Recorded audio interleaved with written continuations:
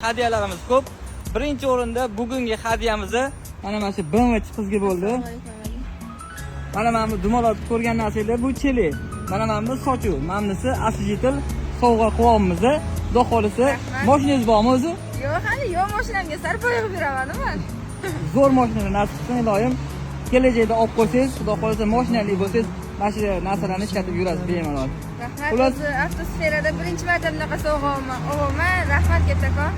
Airlink firmasida instruktor qizga sovg'a. Bu sizga. Sizni bayramingizmi bugun?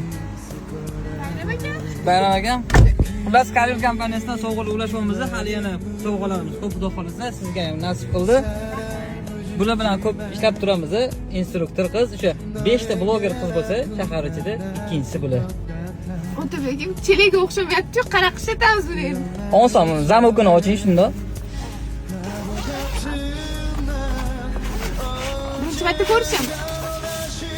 Mana bu qulaydi, lib bo'ypayt yig'ib qo'yaverasiz, lib bo'ypayt uni ochib ishlataverasiz. Joy ham egallamaydi.